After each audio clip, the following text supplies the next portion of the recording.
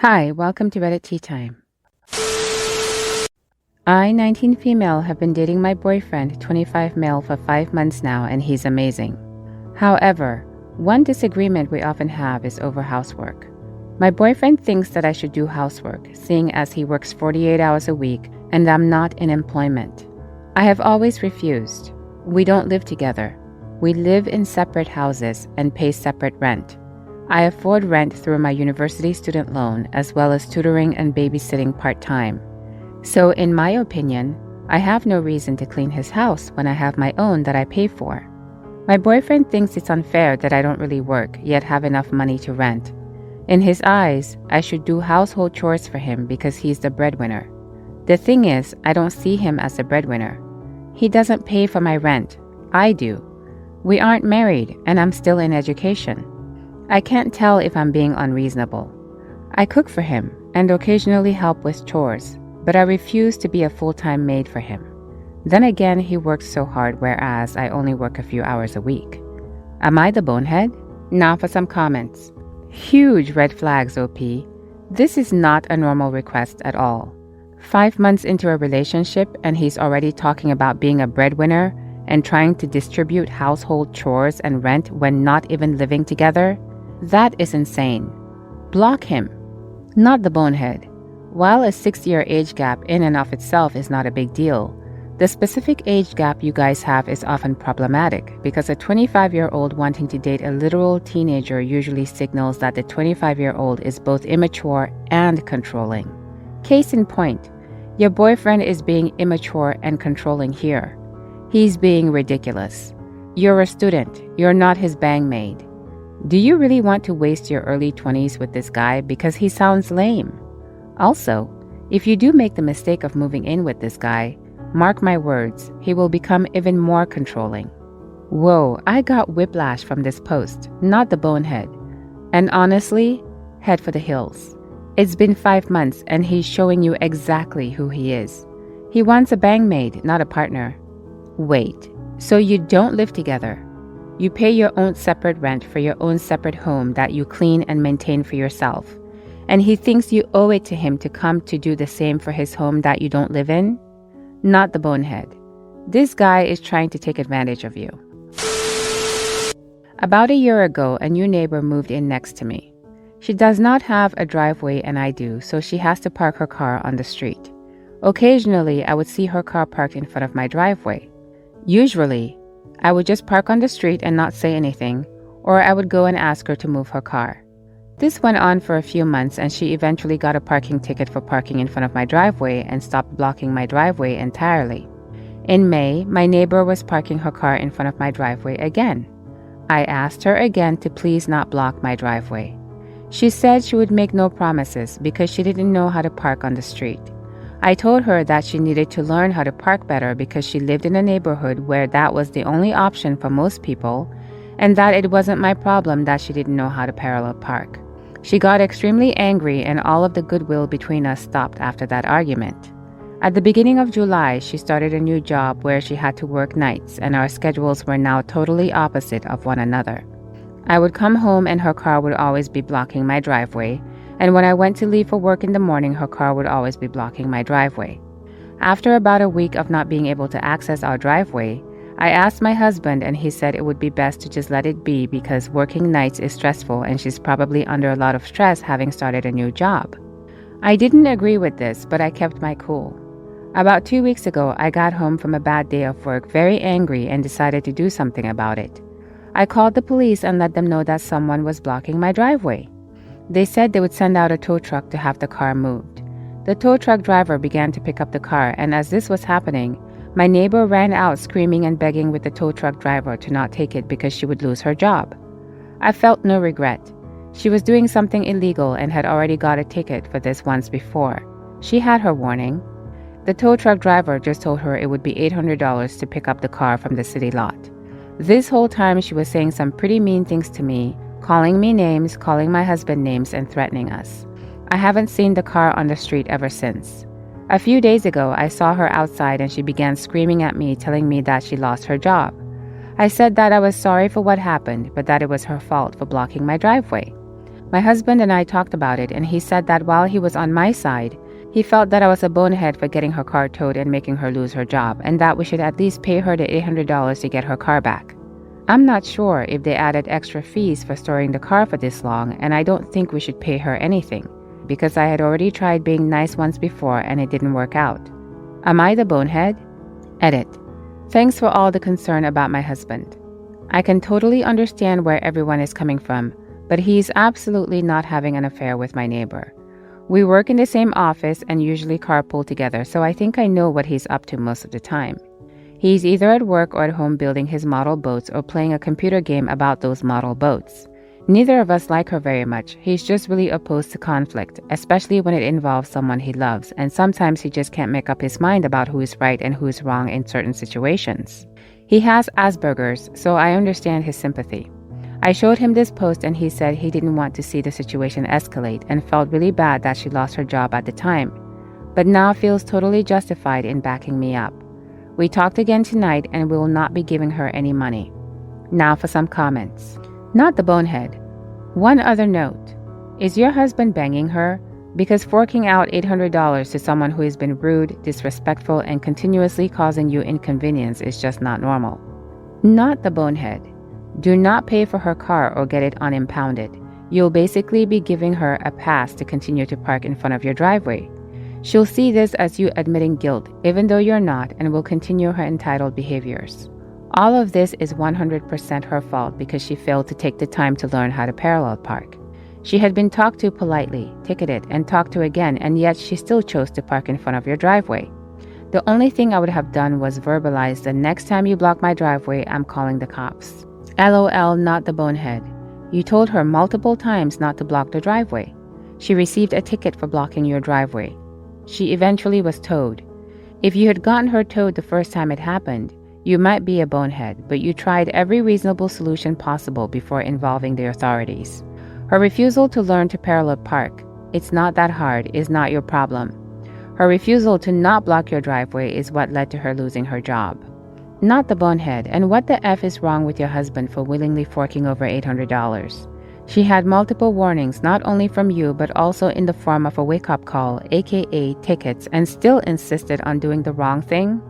In my book, she had it coming. I, male 36, and my sister, female 29, have been civil despite us being half-siblings. I'm Asian and she's white. My wife is Somali African American. My sister would call her a spoiled, rotten woman anytime she came over. However, my sister stopped after a private conversation with my wife.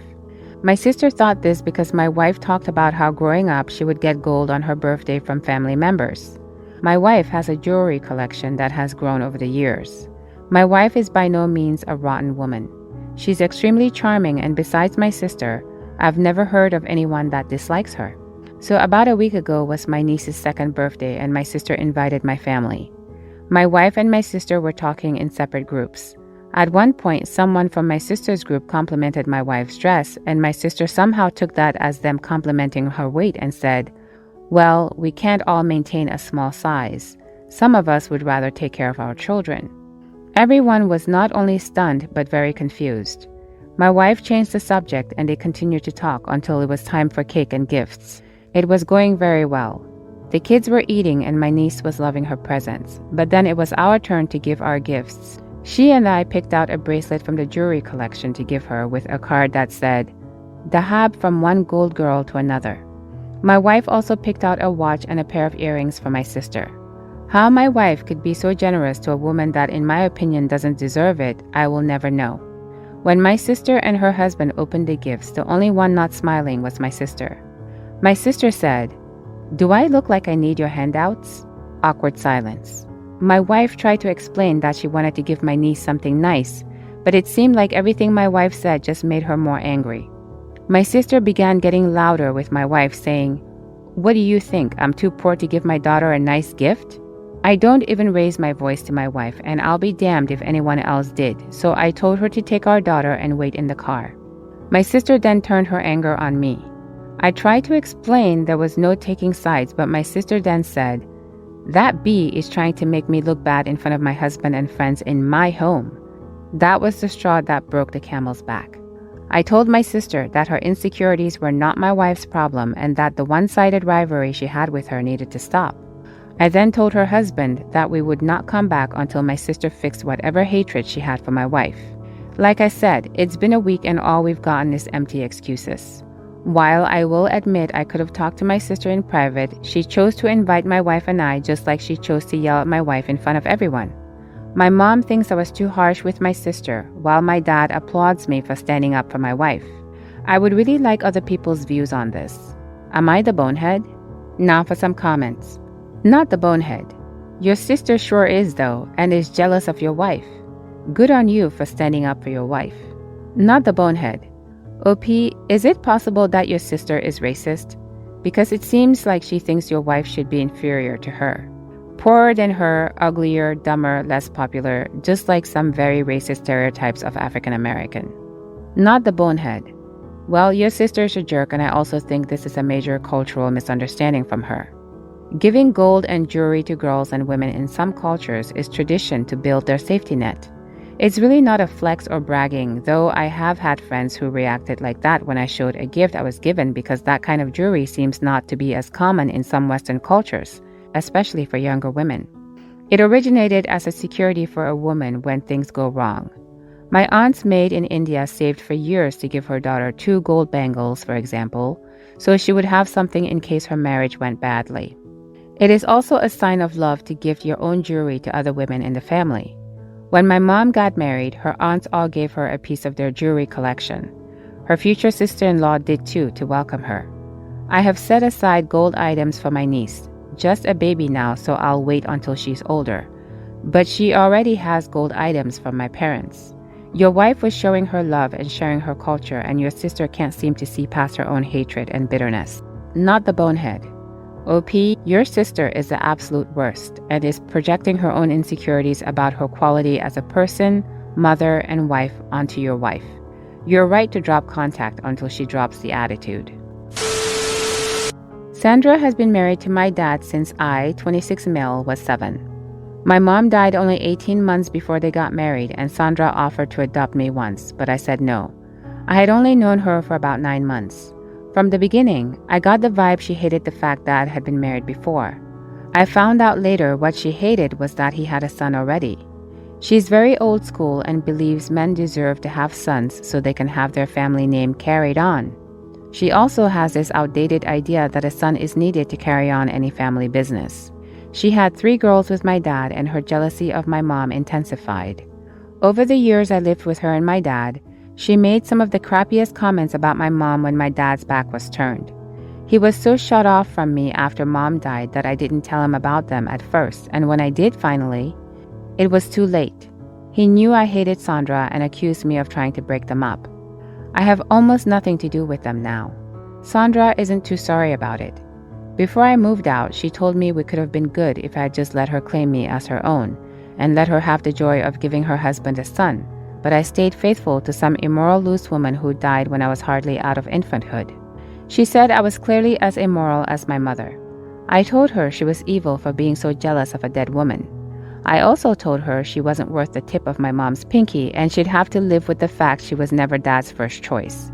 I also threw in her face the fact that he would visit my mom's grave in secret, the fact Dad slipped and called her mom's name once or twice, and I also told her to enjoy her weird shame because she was deeply ashamed that she never gave him a son. She felt everyone was mocking her or something. My dad tried to reconcile with me, but it was too late for me. The first time was 3 or 4 years ago, and then last year when he and Sandra's oldest died. I never kept in touch with anyone, so I only realized what had happened when Dad explained why he was trying to reconcile. Then a couple of months ago, he found out I was going to be a father and asked if he could be a granddad if not a dad. I told him no. Then Sandra shows up and I don't know what she was expecting or how she tracked me down. But she showed up at my door and wanted to know how I could deny my dad a grandson, how I could deny them a grandson. She told me it was the least I could do for shaming her. Instead of shutting the door in her face, I threw in her face that she'd never have grandchildren or that song she longed for. She does have 2 living daughters, but both have severely special needs and will never be able to live independent lives. I knew it was a low blow. She stormed off close to tears. My wife's parents were here at the time. And despite knowing the history, they think I was too hard on her.